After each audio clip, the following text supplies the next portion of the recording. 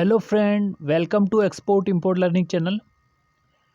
आज के सेशन में कुछ इंटरव्यू क्वेश्चन के बारे में जानेंगे जो कि वेयर हाउस की जॉब के लिए इंटरव्यू में पूछे जाते हैं। तो question you can see on the screen. हम एक एक क्वेश्चन को स्टेप बाय स्टेप समझ लेते हैं कि होता है कैसे। पहले हम वर्किंग प्रोसीजर समझ लेते हैं वेयर हाउस का, वो क्या होता है। वेयर हाउस में जो एक्टिविटीज़ होती है वो पैकिंग की होती है और डिस्पैच की होती है, और स्टॉक की इन्वेंट्री मेंटेन करने की जो एक्टिविटी होती है वो हैंडल की जाती है। तो इसके लिए वहाँ पे कुछ मटेरियल आता है और कुछ मटेरियल जाता है, और जो स्टोरेज है उसको यूटिलाइज़ किया जाता है। फॉर एग्जांपल एक फैक्ट्री है, उसमें मैन्युफैक्चरिंग हो रही है, तो फैक्ट्री में अगर स्पेस नहीं होता है तो फिर जो गुड्स हैं उनको वेयर हाउस में ट्रांसफ़र किया जाता है, ताकि वहाँ से वो एक परफेक्ट लोकेशन पे उनको डिस्ट्रीब्यूट किया जाए कैरियर के थ्रू, यहाँ पे ट्रांसपोर्टर की हेल्प से उसको डिस्ट्रीब्यूशन किया जाए। तो जो वेयर हाउस होती है वो आपका फैक्ट्री के पास ही होता है, जहाँ से मैन्युफैक्चरिंग होती रहती है, और वेयर हाउस में जो गुड्स रेडी हो जाते हैं उनको वहाँ पे भेज दिया जाता है। तो उसकी वर्किंग प्रोसीजर के बारे में थोड़ा जान लेते हैं। फर्स्ट होता है प्रोसेसिंग ऑर्डर इन एसएपी। तो फॉर एग्जांपल जैसे कोई भी एक्सपोर्ट का ऑर्डर आता है, तो उस ऑर्डर की डिलीवरी एसएपी में जनरेट करनी पड़ती है। उस ऑर्डर की जो परचेज ऑर्डर होगा उसकी जो रिक्वायरमेंट होगी गुड्स की, वो एसएपी में डिलीवरी ऑर्डर जनरेट करना पड़ेगा। ठीक है, तो ये प्रोसेसिंग ऑफ द ऑर्डर हो गया। यहाँ पे सेल्स टीम के पास आता है ये परचेज ऑर्डर, जो कि वो एसएपी में डिलीवरी ऑर्डर जनरेट करते हैं। उसके अगेंस्ट लॉजिस्टिक टीम बिलिंग करती है और गुड्स को डिस्पैच करती है। ठीक है, तो यहाँ पे जब ये एसएपी में ऑर्डर प्रोसेस होगा तो वेयर हाउस की वहाँ पे डिटेल चली जाएगी कि इस ऑर्डर के अगेंस्ट हमें इतने गुड्स को डिस्पैच करना है, तो वो उसके अकॉर्डिंग अपनी प्रिपरेशन कर लेंगे। ठीक है, इसके अलावा जो दूसरी एक्टिविटी है वो communicating with transport supplier and client.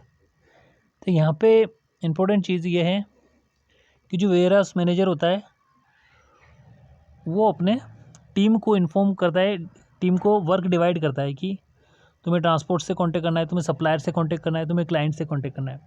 तो यहाँ पे क्लाइंट वो हो गया आपका जिसको गुड्स फिनिश गुड हम भेजेंगे, सप्लायर वो हो गया जिससे हम रॉ मटेरियल खरीदेंगे, और ट्रांसपोर्टर वो हो गया जो हमारे गुड्स को ट्रांसपोर्ट करेगा।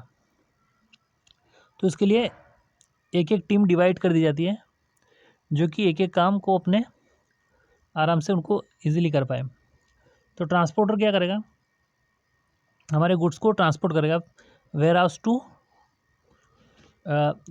कस्टमर। ओके, तो यहाँ पे समझने की बात यह है कि जो वेयर हाउस में वर्किंग प्रोसीजर होगा वो एज़ पर ऑर्डर होगा। तो जो भी ऑर्डर आएगा उसके अकॉर्डिंग हम पैकिंग करवाएंगे पैकिंग टीम से, और उन गुड्स को लोड करवा के ट्रांसपोर्टर की हेल्प से हम क्लाइंट तक पहुंचाएंगे। ठीक है, तो यहाँ पे कम्युनिकेटिंग जो टीम होगी हमारी ट्रांसपोर्टर वाली, वो फॉलोअप करेगी कि माल आपका कहाँ पहुँच गया है। जैसे हमारे पास पहले तो एमपीटी कंटेनर हमें चाहिए, अब एमपीटी ट्रक चाहिए, जिससे हम गुड्स डिस्पैच करके हम कस्टमर तक पहुँचाएंगे। तो जो हमारी ट्रांसपोर्ट मैनेजमेंट टीम होगी वो क्या करेगी, ट्रांसपोर्टर से फॉलोअप लेगी कि ट्रक आपका कहाँ पहुँच गया है, फिर जैसे आएगा उसको स्टफ़ करवा के भेजेगी। ठीक है, अब in case of raw materials जो होगा आपका इंपोर्ट करने के लिए, रॉ मटेरियल्स को जो हम खरीदते हैं, प्रोक्योर करते हैं, हमारी परचेज टीम होती है वो सप्लायर से को ऑर्डर भेजेगी कि हमें इतने गुड्स की ज़रूरत है। ठीक है, उस गुड्स के अकॉर्डिंग वो सप्लायर गुड्स भेजेगा और उसकी एंट्री डालेगी। फाइनली जब गुड्स मैन्युफैक्चर हो जाएंगे, फिनिश गुड बन जाएगा और वो क्लाइंट तक पहुंचेगा। तो ये टीम डिवाइड करके वर्किंग प्रोसीजर होता है। इस छोटे सेशन में पूरा समझाना थोड़ा डिफ़िकल्ट है, इसलिए मैं शॉर्टकट में आपको समझा रहा हूँ। अब training, supervision and appraising staff. तो इसमें क्या होगा, ट्रेनिंग प्रोवाइड करनी है हमें, जैसे अपने स्टाफ को कि किस टाइम से किस प्रकार से हमें एक्टिविटी हैंडल करना है। फॉर एग्ज़ाम्पल हमारे पास जो इन्वेंट्री है उसमें कितने कितने गुड्स अवेलेबल है, ठीक है, और डिस्पैच की रिक्वायरमेंट के अकॉर्डिंग वो ओके है कि नहीं है, तो उनको प्रॉपरली एक ट्रेनिंग देना, उनको सुपरवाइज़ करना, ये भी एक वेयर हाउस मैनेजर की एक एक्टिविटी है, ठीक है, जो उसको डेली बेस पे करनी चाहिए। इसके अलावा activity planning, working and hand over for the staff. तो यहाँ पे जो एक्टिविटी प्लानिंग होगी उसमें क्या होगा, प्लानिंग करनी पड़ेगी आज के कितने गुड्स कंटेनर्स हमें डिस्पैच करने हैं, आज कितने ट्रक हमें डिस्पैच करने हैं, तो वो प्लानिंग होगी। उस प्लानिंग के अकॉर्डिंग हम अपने ट्रांसपोर्टर को डिटेल भेजेंगे कि हमें इतने व्हीकल चाहिए, ठीक है, जिससे हमें इतने गुड्स को हम डिस्पैच करवाएं और हम अपने कस्टमर तक हमारे मटेरियल्स को पहुंचा सकें। तो ये एक्टिविटी और प्लानिंग की बहुत इंपॉर्टेंट चीज़ है। इसमें हमें एज़ पर कस्टमर के ऑर्डर के अकॉर्डिंग हमें डिस्पैच प्लानिंग करनी है, क्योंकि टाइमली हमें गुड्स की डिलीवरी करनी है। इसके अलावा बात यह है कि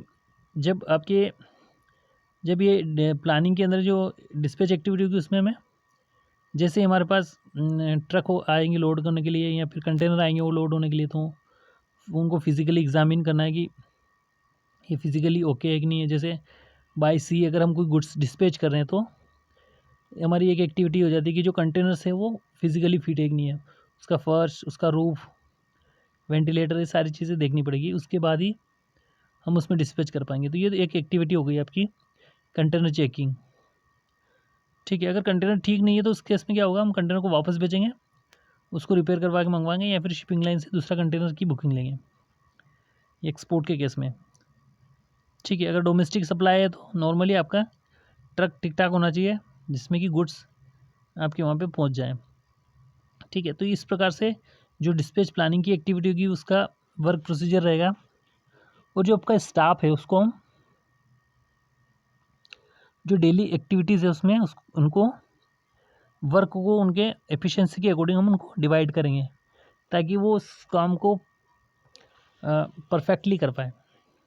जैसे पैकिंग टीम होगी तो पैकिंग का काम देखेगी, ठीक है। इसके अलावा स्टफिंग होगी तो स्टफिंग टीम क्या करेगी, आपके फोर्कलिफ्ट ड्राइवर और ये गुड्स को कंटेनर तक लाके उसको स्टफ़ करवाएंगे। इसके अलावा दूसरी टीम होगी जो कि इनवर्ड जो आपका मटेरियल आ रहा है उनको हैंडल करेगी, सारे रिकॉर्ड मीगो और मायरो करेगी। ये सारी चीज़ें इंपॉर्टेंट है, एसएफपी में होती है।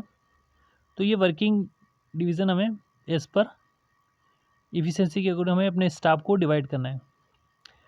Training, health and safety legislation, यहाँ पे हमें हेल्थ रिगार्डिंग ट्रेनिंग भी देनी है, सेफ्टी के रूल्स भी सिखाने हैं।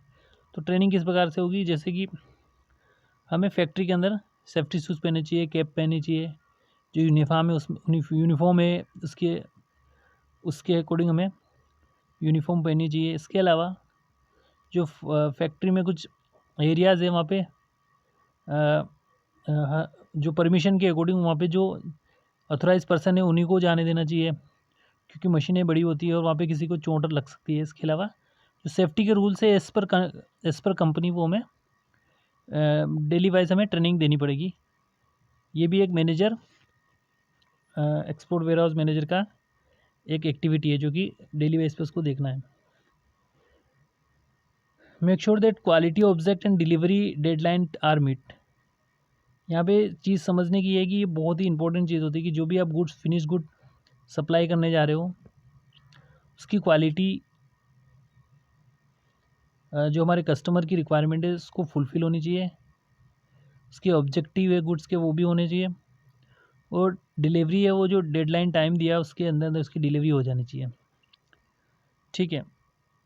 फॉर एग्जांपल हम कोई गुड्स को एक्सपोर्ट कर रहे हैं या डोमेस्टिक सप्लाई कर रहे हैं, तो हमारा जो क्लाइंट होगा वो हमारा जो कस्टमर होगा वो उस गुड्स को चेक करेगा। फर्स्ट हम उसको सैंपल भेजेंगे, सैंपल के अकॉर्डिंग उसकी क्वालिटी और ऑब्जेक्टिव फुलफ़िल हो जाते हैं तो फिर हमें ऑर्डर देगा और ऑर्डर के अकॉर्डिंग हमें उसकी डिलीवरी करनी है। तो डिलीवरी का जो टाइम देगा उस डिलीवरी के अंदर अंदर ही हमें गुड्स को फाइनल डेस्टिनेशन मीन्स अपने कस्टमर तक पहुंचाना है। तो इन चीज़ों को बहुत ही ध्यान रखना है, ये बहुत बड़ी एक एक्टिविटी होती है। इसके ऊपर आपको डेली ब्रीफिंग लेनी पड़ेगी और अपनी टीम को बताना पड़ेगा। एक्टिविटी बजट का भी एक सेशन होता है कि किन किन चीज़ों पे हमें न्यू एक्सपेंसेस करने हैं। जैसे आपका जैसे वेयर हाउस के अंदर कुछ रिपेयरिंग की चीज़ें हैं, ठीक है, तो उस पे कितना बजट है, ये सारी बजट एक्टिविटी में आता है। जैसे वर्किंग की जो क्लाइमेट के अकॉर्डिंग अगर सीज़न चेंज होता है तो कंपनी के अंदर कुछ कूलर भी लगते हैं, तो इन चीज़ की बजट एक्टिविटी भी होती है, उस पर भी फोकस करना होता है एक वेयर हाउस मैनेजर को। तो वो धीरे धीरे ऑटोमेटिकली समझ में आने लगता है बजट का सेशन भी। Now managing stock control. तो स्टॉक कंट्रोल का ये है कि आपके पास स्टॉक कितना अवेलेबल है, इन्वेंट्री जो है आपके पास कितनी अवेलेबल है रॉ मटेरियल्स के लिए मान लो, या फिर आपके फिनिश गुड की मान लो। एज़ पर जो रिक्वायरमेंट है उसको फिलफिल कर रही है कि नहीं कर रही है, कहीं गुड्स आपके कम तो नहीं है। इन चीज़ों का हमें ध्यान रखना है। तो इन्वेंट्री का सेशन हम अलग से पढ़ेंगे, और कुछ चीज़ें इसमें जो हम नहीं कर पाए उसका एक और वीडियो बनाएंगे, और उस वीडियो में हम समझने की कोशिश करेंगे। तो आज के सेशन में इतना ही। नेक्स्ट वीडियो में हम और भी जानकारी के साथ आएंगे, और इस प्रकार से आप इस चैनल के साथ बने रहिए और भी अच्छी नॉलेज के लिए। Thank you for watching this session. Have a nice day.